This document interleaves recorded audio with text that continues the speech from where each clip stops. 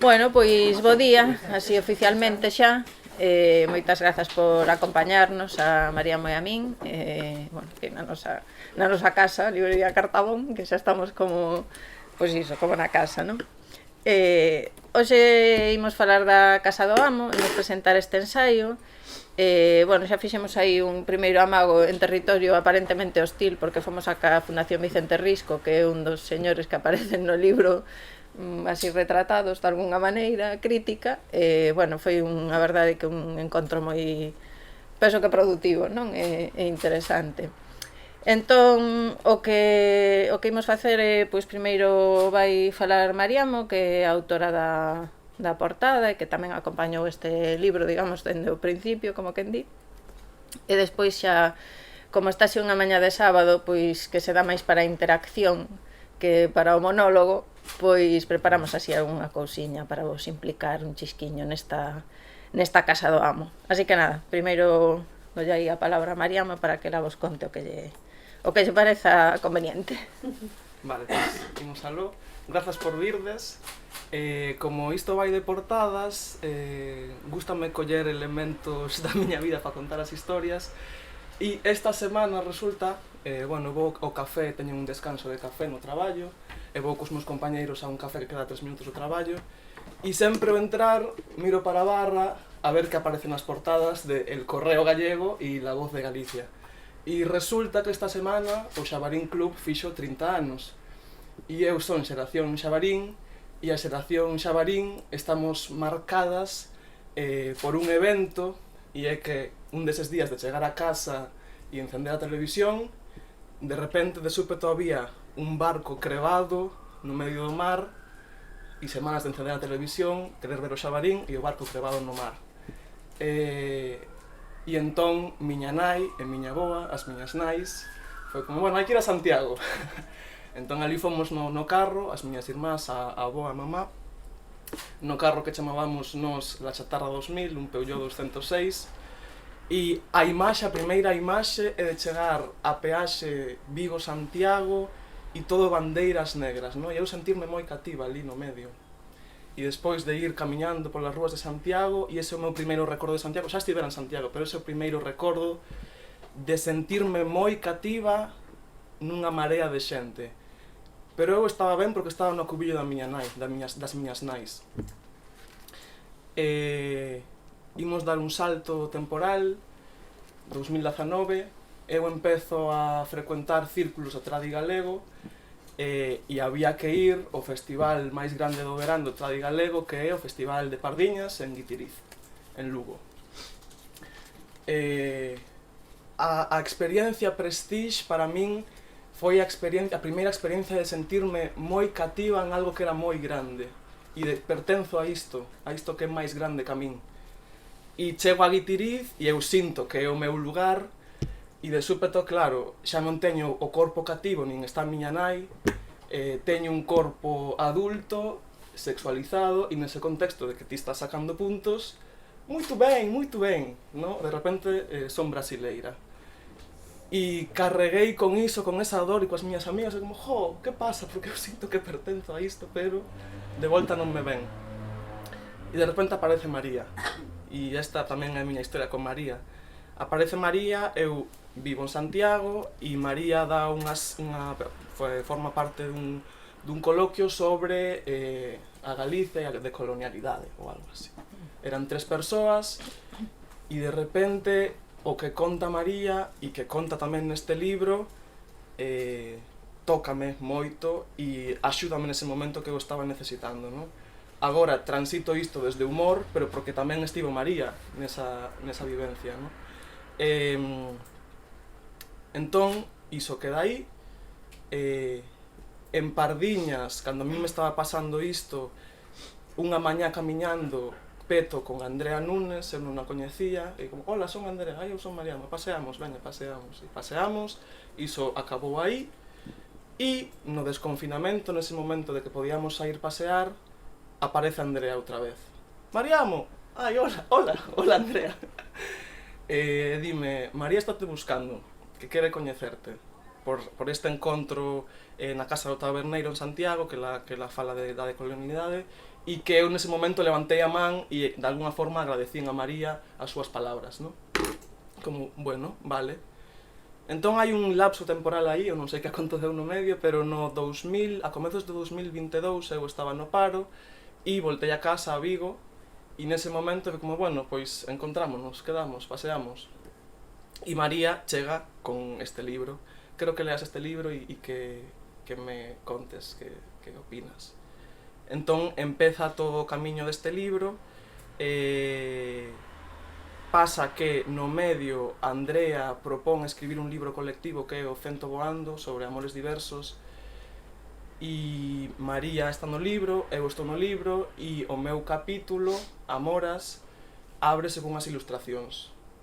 Entón María retoma este libro, A Casa do Amo, e dime, María, estou preparando este libro, paréceche facer a portada cuns deseños, se queres, similares aos que fixeches aí no Cento Voando, ou o que ti queiras. Por suposto, vou contigo. Entón, chega este libro que, para min, creo que é un libro moi urxente e necesario e que últimamente veño pensando moito no predicado político que transformará o suxeito político, pero no predicado político de como contarnos, como falarnos e como estar, ¿no? E creo que este libro fala desas cousas e que lle estou moi agradecida a María por ter sido ela a que o abordase. Ixa.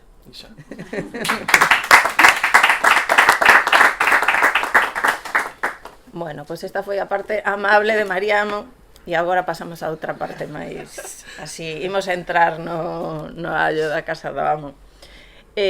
Bueno, pois eu, en vez de contarvos de que trata o libro así sen máis, pois decidín facer esta estrategia miña de darvos unhas tarxetiñas e a ver que imos construindo, porque esta Casa do Amo é unha casa construída colectivamente e que temos que desmontar, non?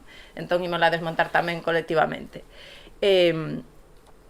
Bueno, pois o título do libro xa os vedes aí, non? É un análise do discurso colonial e racista na literatura galega, que xa en si mesmo pois, nos pode interrogar, non? A que nos referimos, e ímolo ir, pois iso, debullando así máis colectivamente. Entón, vou vos pedir que collades vixendece, xa con ambición moderada baixa de asistencia. Entón, pois colledes aí unha tarxetiña, a que os pareza.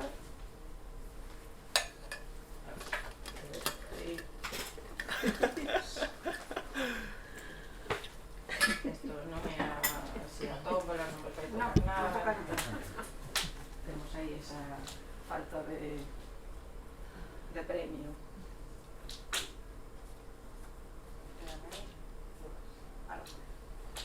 Ben, entón nesas tarxetiñas tedes unha serie de conceptos. Esta volta decidín numeralos porque así nos axuda a ir dunha maneira un pouco máis organizada vendo ideas e cousas e así tamén evita que a xente faga como que non ten tarxeta, non? Entón, pois temos que empezar polo número 1. Non sei quen ten o número 1. E que, a ver, que é o número 1? A ver, contanos. Colonialismo interior. Ai, mima, que será iso? A ver, que vos parece? A idea é que falemos un pouquiño pois, do que vos suscitan eses termos, non? Así escoitados sin máis. E despois que vayamos ao libro, pois saber que o que conta o libro, non? Sobre esas cuestións, para irnos dando un pouquiño unha idea de cales son os contidos, de cal é o enfoque.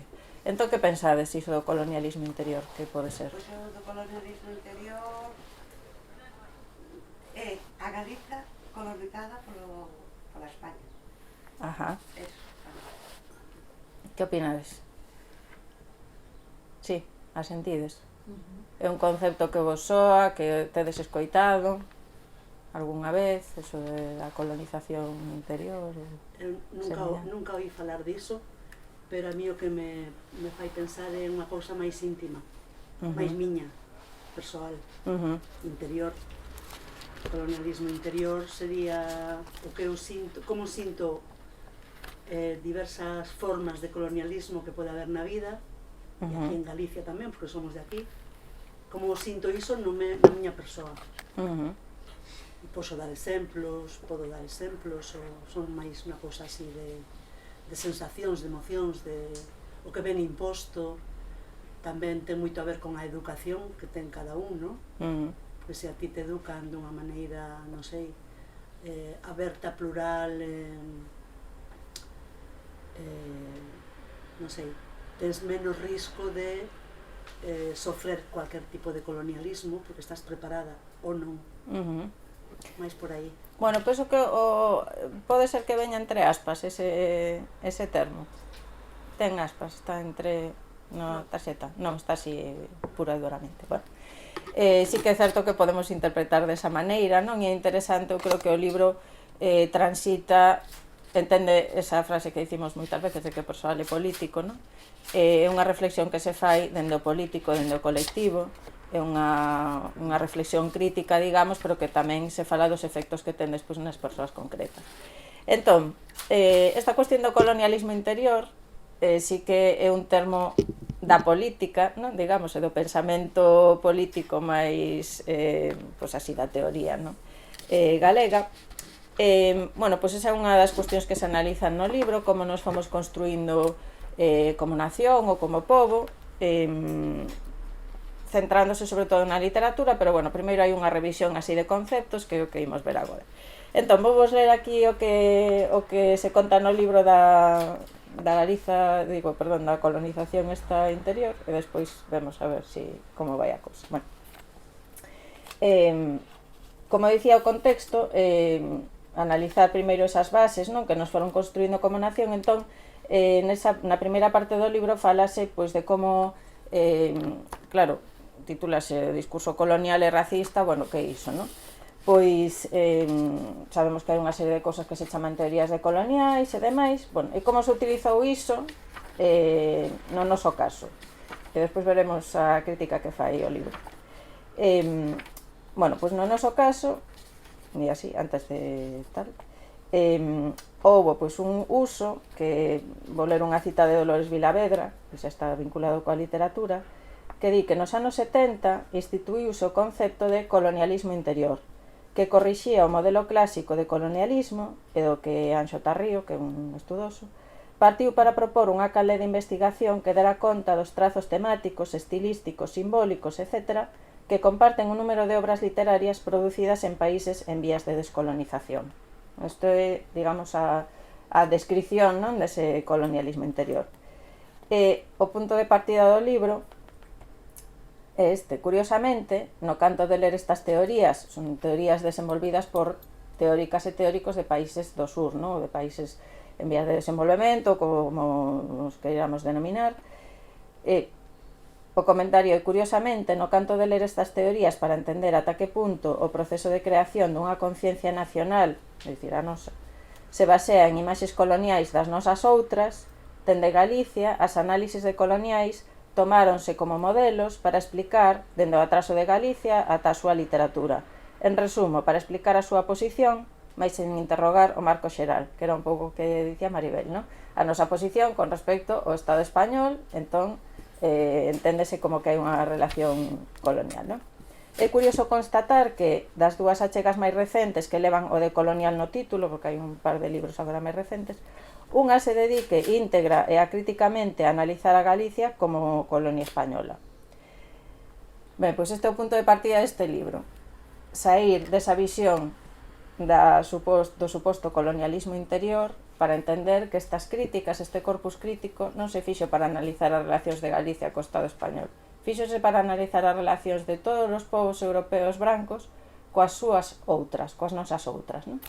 Ese é o punto de partida, ese é, digamos, o xermolo que despois dá lugar ao resto da análise do libro. Bueno, pois aí imos ir desenvolvendo algunhas ferramentas, non sei quen ten a número 2. Hexemonía. A ver, aquí hai xente que estudiou filosofía, así que debería ser un concepto que nos soe de algo. Que, a ver, hexemonía. Neste contexto do que estamos falando, que vos parece? Que pode ser isto de hexemonía? Ten a ver con o poder? Sí, exacto. Con os que mandan? Bueno, Non ten que ver necesariamente. co poder. Con como se construe, non, o poder. E co capital, capital simbólico, capital económico. Sí. Queredes que vos axude o libro un pouco, que? Isto está moi teórico para sábado pola mañá. Bueno, pois, como dicía, partimos desa base para ir desenvolvendo algunhas ferramentas, non? E unha delas, pois, é iso, a hexemonía. A hexemonía é un concepto que desenvolveu Antonio Gramsci, que é un teórico, un filósofo, vamos, do marxismo. Entonces, no libro falase varias veces dunha teórica que é Gayatri Spivak, que utiliza esas teorías de Antonio Gramsci para estudar a poscolonialidade dende diferentes ópticas, mais sobre todo dende a filosofía e historia. Entón, o concepto de hexemonía é, segundo as teorías gramscianas, a legitimación do poder dun grupo sobre outro mediante normas, estruturas e ideas que se reifican e normalizan. E un concepto moi útil para os estudos decoloniais porque recoñece, pois, no que se presenta neste traballo tamén, como esa relación entre nós e outras que divide as categorías, non? Hai unha cita de Gramsci que, por certo, sempre o menciono porque é algo que non é moi coñecido mesmo no mundo da filosofía, que Gramsci primeiramente foi lingüista, isto para non ser interesante, porque era falante de sardo, nunha lingua non hexemónica. E o seu pensamento, todo o seu corpus teórico sobre a hexemonía parte da súa experiencia tamén lingüística, non? É unha cousa interesante. Entón, en palabras do propio Gramsci, que colle unha traducción ao castelán de Manuel Sacristán, dice: "Y obsérvese que los pueblos europeos han tenido sus opresores y han sostenido luchas sangrientas para liberarse de ellos, y ahora levantan estatuas y recuerdos marmóreos a sus libertadores, a sus héroes, y hacen una religión nacional del culto a los muertos por la patria. Pero no se os ocurra decirles a los italianos que los austríacos vinieron a traer la civilización. Hasta las columnas de mármol protestarían. Nosotros sí hemos ido a llevar la civilización, y efectivamente aquellos pueblos nos han cogido gran afecto y agradecen su suerte al cielo." Entón xa aí desvendo un pouquiño, non, o contexto deste análise, non? Pois a hexemonía é unha das ferramentas que temos para analizar como son as nosas relacións como pobo, neste caso sobre todo centrado na literatura, coas nosas outras, non? Con eses outros povos que, bueno, pois supostamente fomos a civilizar, non? Que esta é a mentalidade colonial da que partimos. Bueno, Mariamo, que queres intervir ou dicir algo? Non. Estou aquí, que isto parece unha clase. Que, polo de agora, como ides, que vos dá que pensar? María, ya desde que comenzaste a intervir falastes xa 3-4 veces de as nosas outras. Como eu aínda non li o libro, eu li cousas túas, pero das outras non sei se xa tiña eu... Si entendo ben que son as nosas outras. Que pensades? Son os outros, mas que tamén facen parte de nós, además son outras, son outras razas, son outras xentes, son outras que? Porque vi que Que pensades? Eu penso que é un pouco todo, non? Os outros que están aquí, que nós non consideramos nós, bueno, os outros povos que nos vemos como, bueno, terceiro mundo, non? Creo que é un pouco todo. Sí, tamén hai un elemento interesante que o libro trata con bastante detalle na parte da literatura, que é como a nosa imaxe está construída tamén sobre as imaxes de outros povos. O libro fala, alguén debe de ter por aí o racismo, non?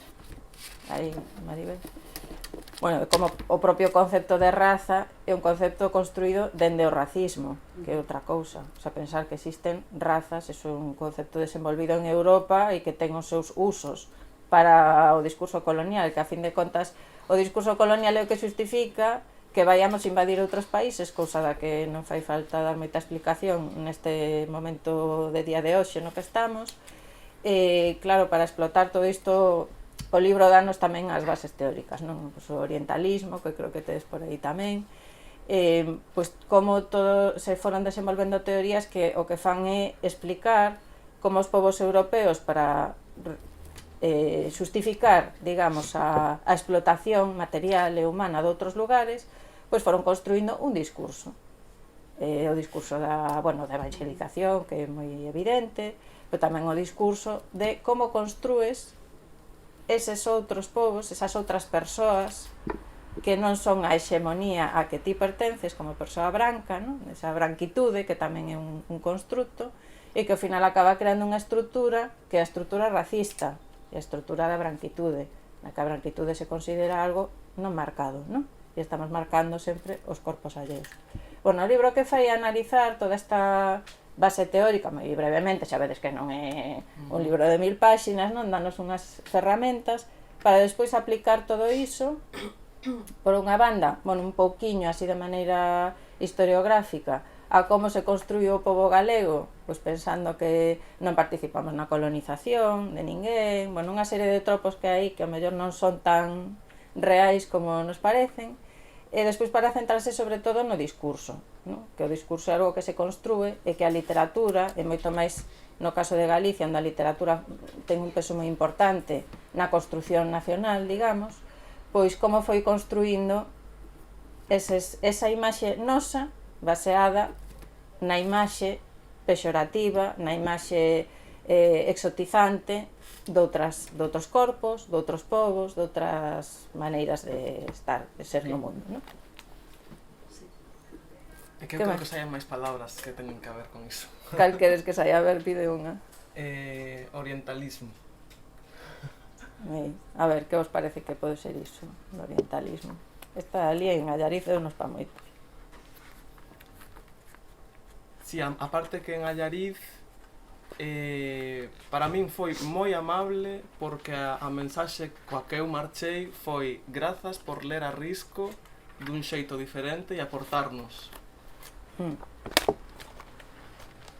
Claro, o libro está escrito en ese espírito tamén, non? De revisar a nosa literatura neste caso, para contribuir con outras lecturas que son necesarias, non, a día de hoxe. Tamén se analizan os efectos que teñen, non, este tipo de discursos. Vamos dar agora algún exemplo. E que non é de apuntar a ninguén, senón de analizar o imaginario creado. Claro. O libro contén varios exemplos, bastantes exemplos, pero tamén se explica que non son nin os máis representativos, nin os únicos que hai, senón que son simplemente exemplos que eu fun collendo para as distintas cousas que se van analizando, unha delas o orientalismo. A ver, que vos parece que pode ser iso, do orientalismo? Hoxe, ademais, é que estes días é fundamental esta teoría, se pensamos en Palestina. A ver, que vos pode parecer isto? Que ainda temos que falar de Delgado Gurriarán, que é un dos meus favoritos. Bueno, na historia da arte, o orientalismo sempre se viu dun xeito bastante condescendente, non?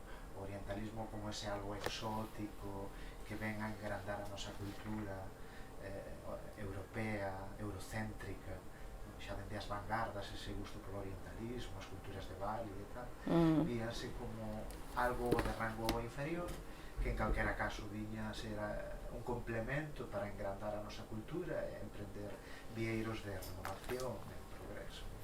Si, é unha corrente, non, artística, europea, que se ven na arte, tamén na literatura, non? Aquí neste caso, precisamente, está collido polo outro lado, que é a crítica a esa visión, non? En concreto, pois falamos do orientalismo baseándonos na obra de Edward Said, que foi un teórico palestino, precisamente, que escribiu no ano 78 unha obra que se chama Orientalismo, e que ademais está traducida, de feito sempre me olvido de mirar se está traducida ao portugués, ao castelán sí que sei que existe unha traducción, é un libro así como a Biblia, bueno, así, para min é unha das Biblias do decolonial, e tamén é Biblia porque é un libro moi denso, deses de follas finas, porque ten moito que contar, non? Bueno, entón vou ler aquí un pouquiño pois o que é, non? O segundo Edward Said o orientalismo, que, como dicía o título deste libro, que publicou no ano 78, e que foi un libro moi rompedor, non? No seu momento e aínda hoxe. Porque, según comento aquí no libro, a súa obra non exploraba a colonización como proceso militar e económico, senón como unha práctica discursiva de creación da outra, da súa alteridade e subalternidade, para beneficio do suxeito hexemónico colonial, que xa vimos antes a hexemonía, non? O seu foco centrábase en como dende as potencias occidentais se foran creando estereotipos sobre o Oriente, un construto feito a medida das ambicións destas potencias. Que pasa hoxe en Palestina? Pois, isto traducido, non? En particular, centrábase na literatura e nas imaxes como elementos fundamentais dese proceso. E en palabras do autor, isto é unha traducción miña do original, o Oriente foi case un invento europeo, e dende a antigüidade é un lugar para o romance, para os seres exóticos, para memorias e paisaxes que nos posúen, para experiencias memorables. O orientalismo é unha forma de xestionar o Oriente, un construto, que se basea no lugar especial que o Oriente ocupa na experiencia occidental europea. O Oriente axudou a definir a Europa, o Occidente, sendo a súa imaxe, idea, personalidade, experiencia de contraste. É un mundo discursivo coas súas institucións, vocabulario, erudición, imaxes, doutrinas de soporte, mesmo coas súas burocracias e estilos coloniais. A ver, ocórresevos algún exemplo, sexa galego ou doutro tipo, onde se manifeste esta tendencia así occidental a representar un mundo máxico, non sei, en Egipto.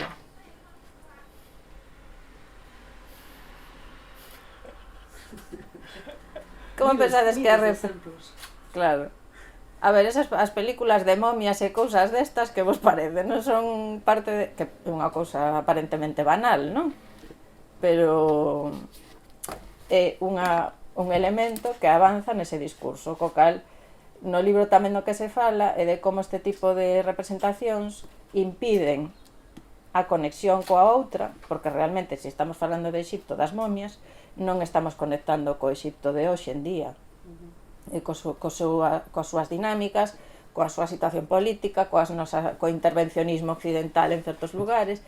Entón está moi ben pasear por Egipto dos faraóns, non? E que quede ancorado no tempo, que é unha das características do orientalismo, que é un lugar, son lugares sen tempo, di Said, non? Sempre están ancorados no pasado.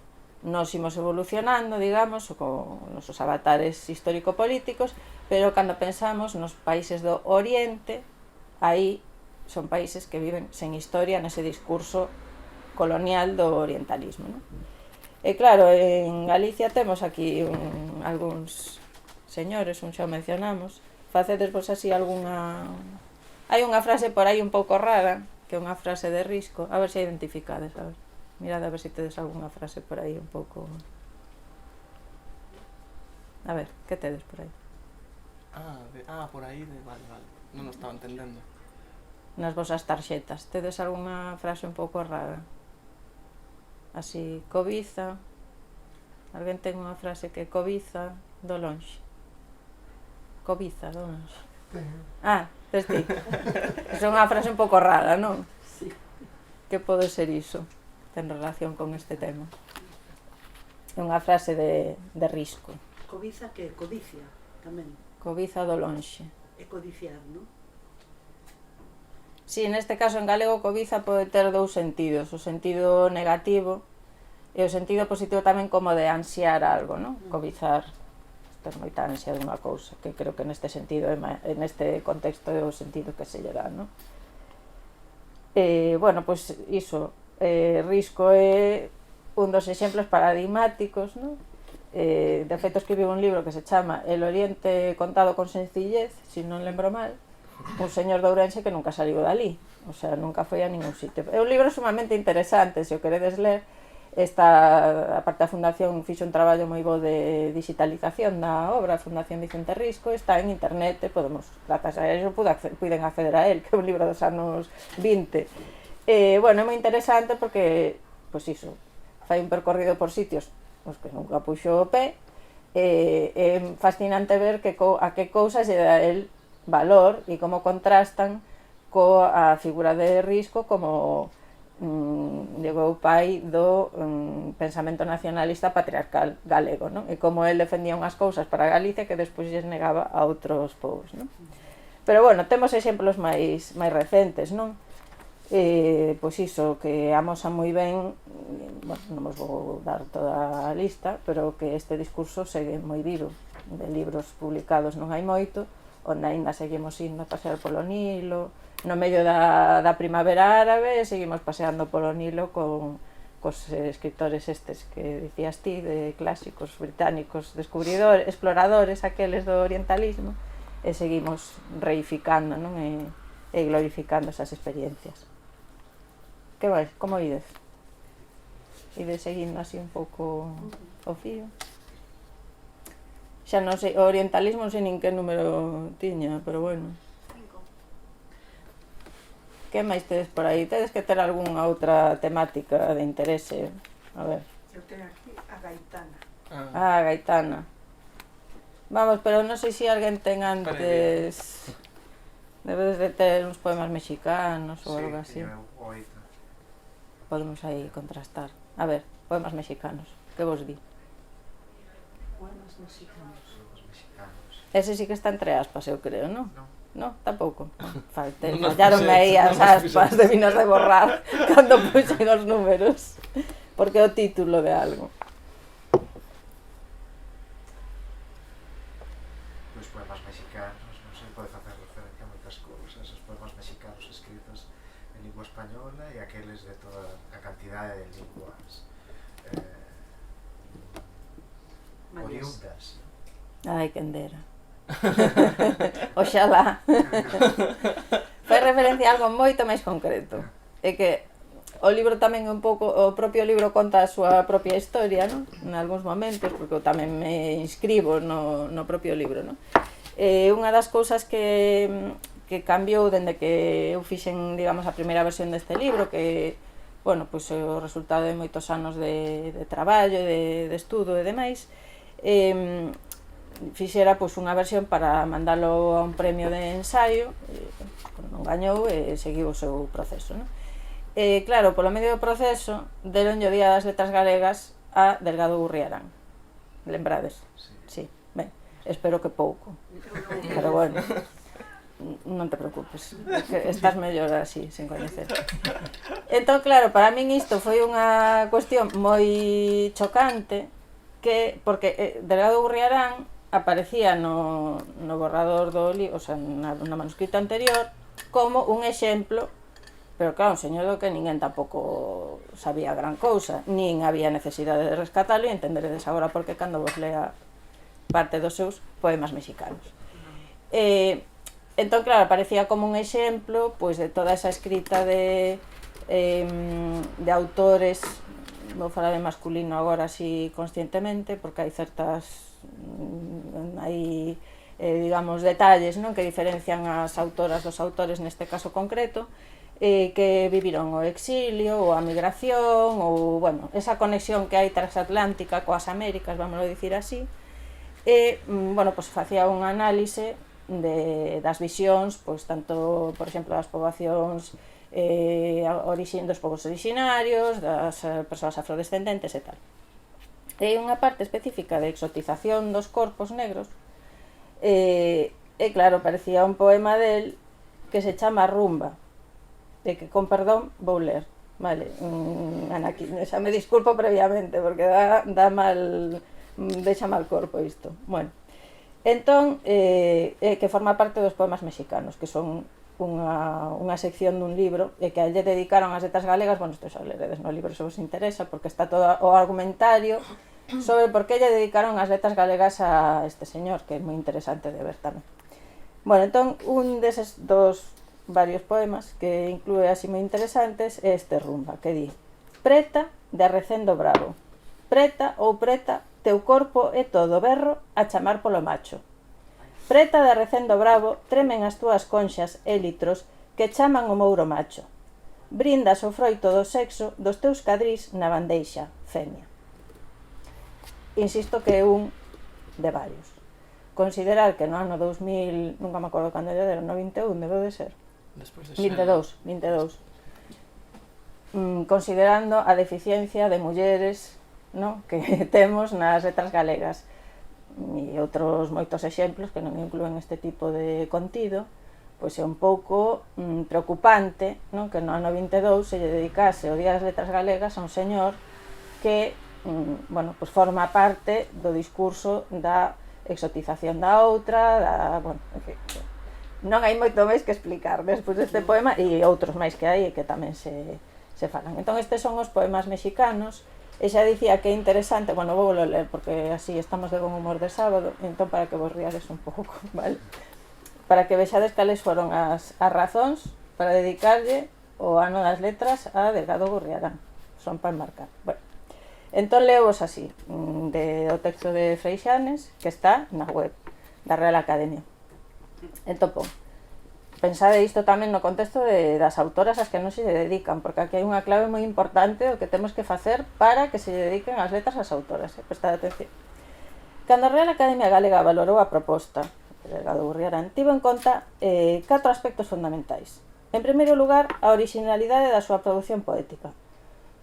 Non vou comentar, pero se queredes ler algún libro.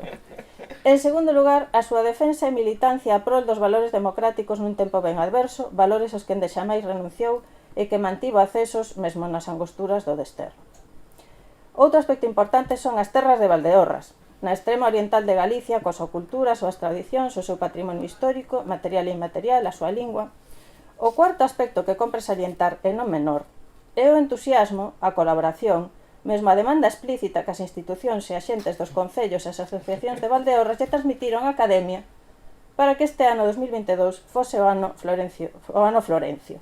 Foguetes nas parroquias, festa rachada que a institución quere compartir con toda Galicia, coas Galicias todas que son e como tales se recoñecen a quen e alén das fronteiras administrativas, como Florencio Delgado Gurriarán explica no poema Galicia infinda.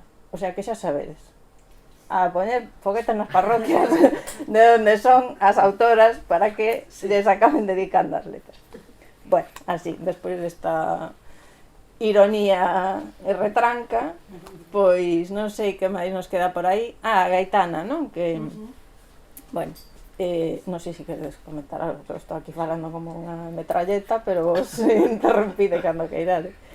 Porque, claro, tiña que falar de Delgado Gurriarán necesariamente, pero claro, tamén ao final do libro, bueno, no libro se va a falarse de moitos outros exemplos, non? E pois se vos suscita interese xa os leredes por vos mesmas e vos mesmos, pero ao final do libro incluín tamén algúns exemplos de obras escritas en galego, dende Galicia, que trastocan o discurso colonial. Entón, é interesante ver como temos ese corpus, digamos, moi maioritario, moi hexemónico da branquitude, desa ollada alleante sobre as nosas outras, e, bueno, que constitúen pois, o racismo, o orientalismo, todas esas estruturas, pero tamén temos exemplos de outras cousas, non? E un deles, escollín este fronte a outros que son de autoras, bueno, creo que tedes un por aí tamén. A Gaitana é o título dun texto de Avilés de Taramancos, a quen tamén se lle dedicou as letras galegas hai moito máis tempo, non? Bueno, no ano 2003, eu teño que as datas non reteño. Entón, Avilés de Taramancos ten un texto, Nova Crónica das Indias, que por certo viña a marcar aquí a Cartabón porque é moi difícil de atopar ainda, lembro que viñera aquí a marcar. Bueno, pois é interesante ver a posición de Avilés de Taramancos fronte a outros autores como o Delgado Gurriarán. Entón, o que fai Avilés nesta é un relato da Nova Crónica das Indias que se publicou no ano 89, xa choveu, pois fala da Gaitana ou Guatipán, vou ler así o resumo, unha heroína indígena do pobo de Halcón dos Andes colombianos que liderou unha exitosa alianza indígena contra os españois entre 1539 e 1540, o sea, alá onde vai. A crónica destes tempos conta como a Gaitana foi convocada con outros caciques, todos homes, por Pedro de Añazco, dado que este tiña ordes de formar un asentamento en Timaná para facilitar as comunicacións entre Popayán e o río Magdalena. O español, seguindo os marcos patriarcais da súa cultura, negouse a negociar coa gaitana e tentou facelo co seu fillo, que se negou por respecto ao poder comunitario da súa mai. Añazco volveu convocar a gaitana e asasinou o fillo diante dela. E a partir de aí, a líder indíxena non se organizou a resistencia de 6.000 indíxenas contra os españois, senón que capturou a Añazco, a quen fixo prisioneiro, quitou os ollos e fixo pasear cunha soga ao pescozo ata que morreu. É neste punto onde a historia entronca coa crónica de Avilés de Taramancos. O sea, isto é, digamos, son os feitos históricos, ¿no?, que coñecemos.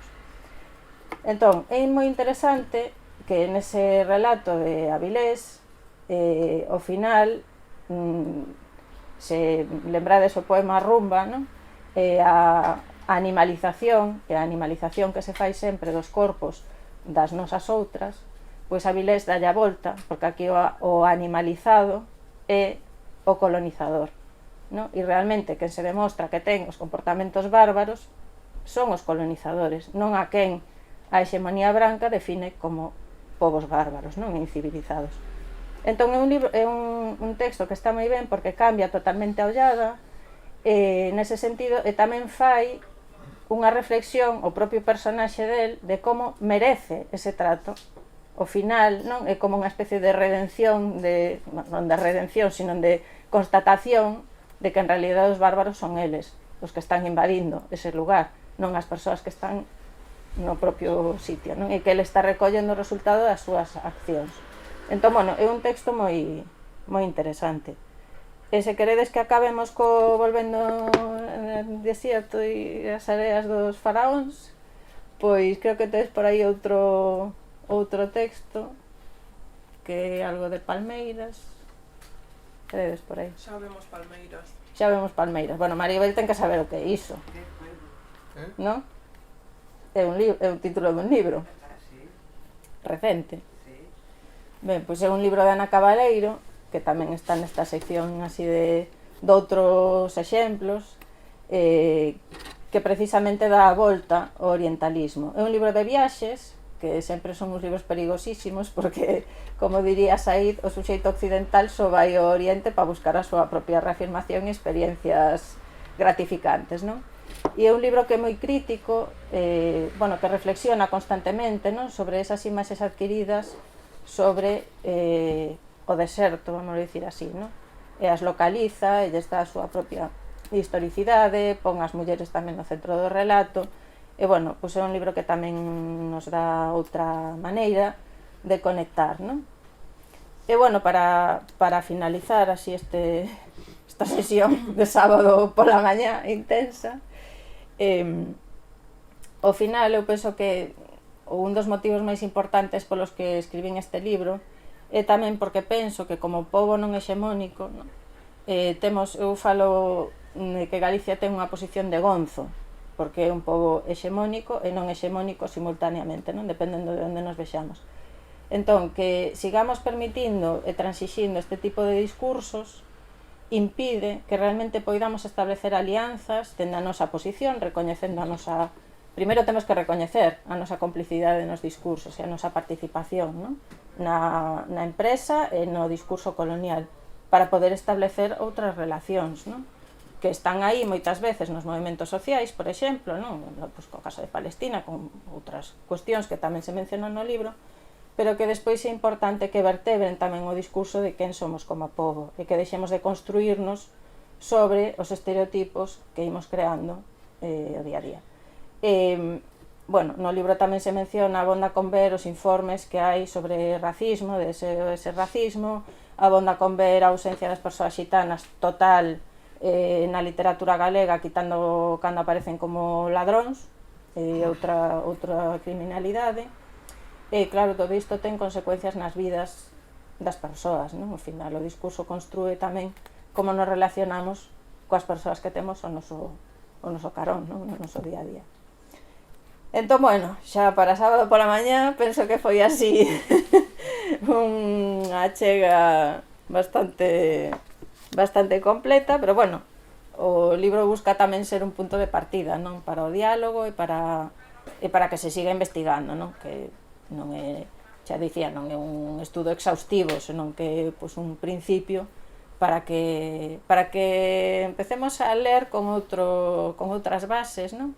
E tamén, ás veces, a dar valor a cousas as que non lla demos, como pasa, por exemplo, co texto de Avilés de Taramancos, ou con Abril, por exemplo, o libro de Luz de Arriba, que tamén se menciona, ou Aquel lugar, de Antianara, o sea, textos que están aí que, ao mellor, non nos estamos poñendo na centralidade do noso sistema literario, e ao mellor sí que tiñan que estar máis centrais, porque nos dan ferramentas, non? Para achegarnos a outra maneira de entendernos como povo. E, bueno, nada, agora tedes vos a palabra. Mais que... Nada, agora tedes vos aí a palabra. Vou beber aquí un grolo de agua, ou María, non sei que dicir algo. Está ben. Non sei, que vos deu... Foi moita información toda así de repente. O libro ten a ventaxa de que nos dá un pouco máis de respiro, podemos lelo máis a modo. Pero bueno, que demos algo que pensar, toda esta disquisición. Bueno, eu concordo con Maribel, ¿no? Igual deberías ir por máis sitios. Vamos ter subvencionar para que percorras todo o país. Abrindo os ollos a unha realidade que, bueno, a voráxine do día a día non nos deixa... Bueno, esa vantaxa do libro, que non teño que ir eu, porque se non tería que multiplicarme, tería que clonarme, tampouco é... É unha obra necesaria, porque... Claro, o importante... Hai que darlle a volta a esa visión, non? Sí, o importante é o texto, xa non eu mesma. Eu escribín isto, pero tamén o propio libro fala da súa produción, digamos, non? Entón eu estou adoptando aí unha posición mediadora de algo que para min é importante que estea na sociedade, non?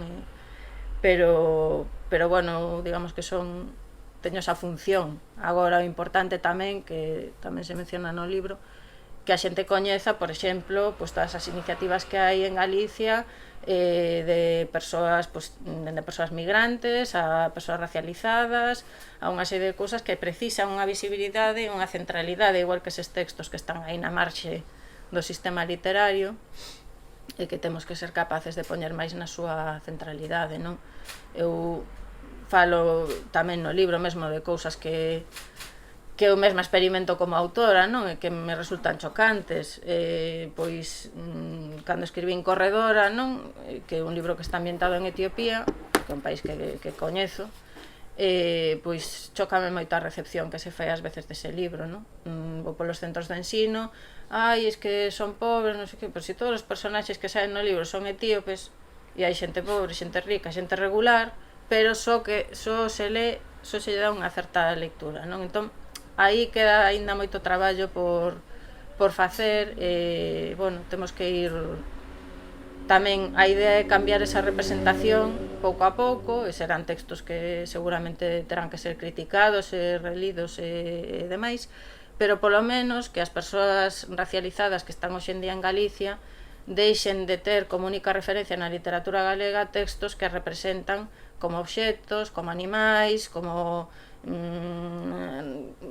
culturas bárbaras, religións retrógradas e demais, porque iso está dunha maneira subxacente en... Se empezades a aplicar esta óptica o que ledes, seguramente levaredes moitas sorpresas. E xa digo que aquí só hai unha selección moi pequena de exemplos, non? Pero unha vez que empezamos a ler dende esa óptica, hai cousas que xa non son aceptables. Temos que poñer tamén nesa idea. Se queremos que as persoas racializadas participen da nosa lingua, da nosa literatura, teremos que empezar por ser críticas coa representación que delas se fai no que hai. Non é imposible, non? Que, non sei, onde están as autoras xitanas en lingua galega? É posible iso? É moi difícil. Cando en realidade nos temos unha chave importante, porque a comunidade xitana tamén ten a súa propia lingua, que está totalmente erradicada, non? E temos un punto de conexión importante aí, pero temos tantos prexuizos brancos que nos imposibilita sequera ese achegamento dende ese punto de vista, non? E como eso, pois moitas outras cuestións que se poden derivar deste tipo de análisis e deste tipo de reflexións. Cual é aí no libro esta, a épica dos galegos? Bueno, esta é unha favorita miña tamén. A ver, que pensades, a épica dos galegos? Claro, eu pensei logo nos tempos da migración, da grande migración, non? Naquela fotografía, non sei quen é o fotógrafo este famoso, do pai e o fillo amarrados, non? Chorando antes da despedida. Ese é un dos osos duros de roer, a épica da migración. Que foron para as Américas, non? Tamén, facer novas vidas e depois voltar e manter o galeguismo lá fora, pero non sei, me gustaría ver, bueno, xa o verei. Non, que vos diredes, que pensades? Esa foi a grande épica nosa, non? Eu aí creo que hai as dúas visións, non?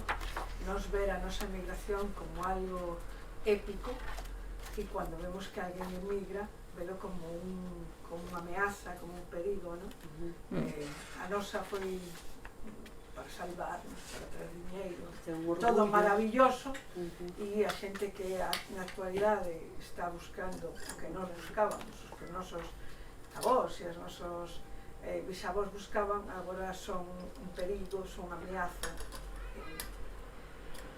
Creo que é algo que contrasta, non? A doble visión. Sí, digamos que esa é a consecuencia social do discurso, non? Que é un elemento que en vez de crear proximidade, pois crea racismo ao final, non? Porque claro, non é que nos fomos non sei como, e aquí veñen non sei que de outra maneira, non? O sea, ese discurso, esa épica, pois fai que ao final acabemos creando ou glorificando esa experiencia medio heroica, construída como heroica, non? E creemos estas desconexións, pero tamén hai que velo dende outro punto de vista, e que ían facer eses galegos da épica a eses países, non? Que relacións se establecían? Iso tamén está na literatura. Claro, é moi preocupante que, pois, con perdón, pero vou volver a citar a Freixanes agora en calidade del mesmo, non é porque teña ningún tipo de problema con Freixanes, pero que sae el mismo. Claro, esta frase da épica dos galegos provén del, cando fala de que bueno, pois seguramente oiríades falar de que na literatura galega sempre hai a gran novela galega, agora non sei que bueno, para mí son cousas, penso que as literaturas teñen que ser o máis diversas posibles e non hai ninguna necesidade de ter a gran nada de ninguna cousa, non? Pero bueno, nesas entelequias, pois unha das teorías que se defenderon pois era esta da épica dos galegos. Freixanes di: hai tempo que defendo a teoría de que a verdadeira épica dos galegos é esta, a gran aventura da emigración. Está por escribir a novela da emigración galega a América, que empeza precisamente nestas datas a finais do século XVIII e chega prácticamente á década dos anos 50 deste século. Bueno, no século XVIII eu creo que emigración o mellor non era, non? A moitos países, porque, por exemplo, Cuba, no século XVIII, non estaban emigrando, era parte do mesmo país, non? Entón, hai unha mestura intereseira entre o que é migración, entre o que a parte, digamos, colonial estrita da coroa, do que sexa de Castela ou xa do Estado español máis adiante, e claro, ao final, pois é novamente coller como, que claro, o que critico porque me parece totalmente aberrante, coller de exemplo a quen foi colonizar outro país ou a quen foi a explotar ou a quen foi a relacionarse da superioridade coas poboacións locais, non? E hai, bueno, temos moitos exemplos agora últimamente, falase bastante dese tema que creo que tamén hai por aí algo da escravitude, daquel famoso, xa non me acordo nin do nome, señor que mandou a Cuba, non? Os galegos aqueles que foron escravizados a Cuba, non sei se vos soa esta historia, non? Que agora está como saindo á luz. Claro, bueno, xa digo, escravizar é outra cousa. Entón é perigoso facer esa mestura de termos, porque as persoas escravas non son persoas que van en malas condicións de traballo. A escravitude foi un sistema que vertebrou a economía occidental durante séculos, non? Entón, bueno, pois esa forma todo parte desa épica, non? De presentar, de ignorar a outra parte. Que pasou con eses galegos? Foron en malas condicións? Sí, por suposto. Pero que ian facer? Sustituir as persoas afrodescendentes que se acababan de emancipar. Entón, como os donos dos enxeños azucareiros non lles querían pagar e querían castigar, traían xente de Galicia para sustituir esa mão de obra e deixar a esa xente na indixencia. Entón, cuidado con como contamos a historia das nosas épicas, non? E das nosas grandes fazañas, porque aí hai que ver tamén quen está do outro lado desa fazaña, non? É importante que teñamos un discurso máis complexo sobre as cousas e que sexamos capaces de poñernos no outro lado, non? Do que estamos contando. Entón, por iso para min esta defensa das relacións coas Américas como a grande épica dos galegos para min non vale. Penso que a nosa épica, se temos que ter algunha, ten que estar baseada noutros valores, non en novelas de aventuras para ir ali. Podemos ir, como fai Avilés de Taramancos, a dar outra ollada, non? Pero, claro, isto é máis problemático, digámoslo así. Que máis? Pois eu creo que é moi de agradecer un libro así, que termos máis material crítico, un corpus crítico para entendermos a literatura e a nosa identidade. Como te dicías antes, eu acabo de chegar agora de Barcelos, de ver un espectáculo que fala das guerras coloniais, Cartas da Guerra de Ricardo Cabasa, que se fixo coa Escola da Esquina de Coimbra, e eles teñen a perspectiva de deconstruir e revisar o seu pasado e a súa memoria por ser un pobo colonizador. E te dicías que nos que pois teóricamente non participamos de ninguna guerra colonial, o mellor perpetuamos eses tópicos asentados pois nun pobo que sangrou unha sangría de migración. Entón, ao mellor temos o risco de que se perpetúen esas visións da inmigración como algo totalmente dulcificado, épico. Por lo tanto, eu creo que é moi de agradecer como a nosa historia da literatura pois ten estes trazos moitas veces de superioridade cultural, non sei se inocente, naif, ou non sabería como cualificarlo. Seguramente que o aclara moito a lectura do libro, en calquera caso é moi necesario. Eu non coñezo que se fixese isto nunca, e un corpus crítico así é importante para a nosa literatura. Claro, creo que o que ti describes como naif é a propia hexemonía, non? Claro. A hexemonía da branquitude, de pensar que esa é a visión, pois como xa digo, o libro, xa o dixo Mariamo tamén, non pretende sinalar autoras e autores racistas, sino que o que pretende sinalar é unha estrutura que está normalizada e que se reproduce, pois dicir que a épica dos galegos é ir a colonizar as Américas como algo positivo, e porque hai unha estrutura que ve iso como algo correcto, que non hai que comentar nada ao respecto, non? Entón, claro, eu vería máis así dende esa óptica de iso manifestanos a hexemonía, igual que non a temos noutras cousas. E o libro tamén fai unha pequena incursión, en que non é o seu obxectivo, pero tamén é interesante ver o pouco que se analiza en comparación con outras cousas, dende o punto de vista histórico, a participación dos galegos, falo masculino para falar así dese concepto, non? Na colonización, porque claro, é certo que dende Galicia non se participou na colonización ou nas colonizacións ni na escravitude para crear un concepto nacional, un proxecto nacional, pero a outros niveis é que non tiñamos unha, sino dúas posibilidades, porque sabemos que houve moitos galegos que foron embarcados con Portugal a colonización dende os seus inicios, porque había unha prohibición naquela altura, e entonces os galegos non podían embarcarse na coroa de Castela, pero si podían na de Portugal, entonces foron dende Portugal, co cal ainda temos máis motivo para revisar, non? E ata, xa digo que non é o obxectivo do libro analizar todas as cuestións históricas, pero ata sabemos que houve unha época moi breve na que Galicia foi propietaria dunha colonia e dunha illa tipo Perejil, o sea, unha cousa aparentemente irrelevante, pero está aí, non? Igual que moitas outras cousas que non sabemos, porque aínda non houve un estudo digamos máis en profundidade, os estudos que hai están moi pouco difundidos.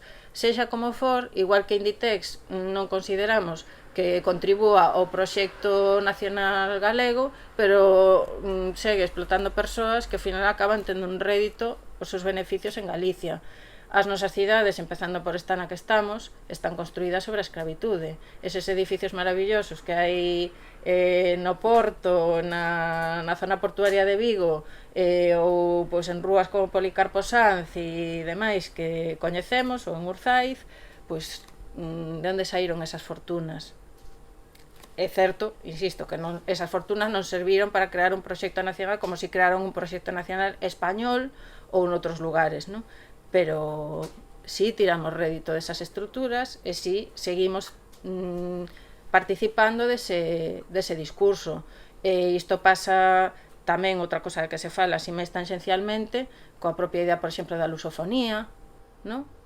O sea, nós como persoas galegas con que nos aliamos? Coas falantes de quechua, non? Ou coas falantes ou calquera das linguas orixinarias do Brasil, ou co portugués. Aí temos unha dificultade tamén, non? Filosófica e política a hora de dende Galicia con quen imos establecer relación. Cando falamos da nosa relación cos países lusófonos está moi ben, pero hai que mirar a nosa posición de gonzo, permítenos mirar alén diso, porque debaixo do portugués, nunca mellor dito, porque están en situación de opresión, hai moitas outras linguas.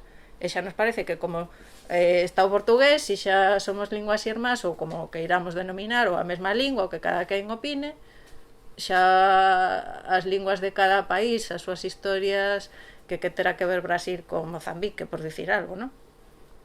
Xa nos pasan desapercibidas, é a lusofonía. Bueno, pois aí hai moito que... Temos moito traballo que facer, pero estamos na mellor posición para facelo, que diso tamén fala o libro, non? Temos unha posición realmente privilexiada para facer ese traballo de interacción, que temos os dous elementos, non?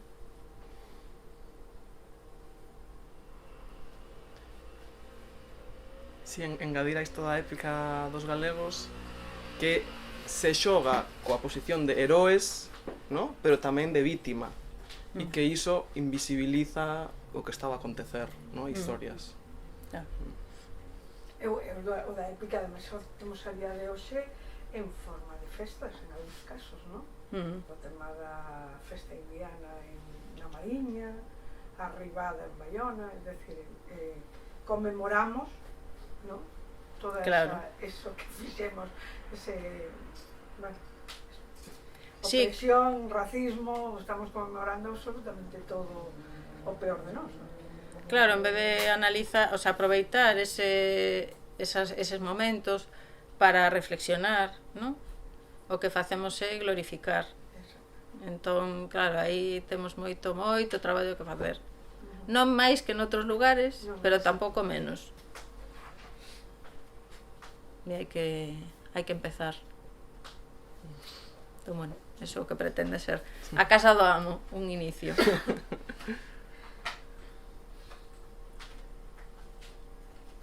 Bueno, pois se non tedes nada máis aí que comentar.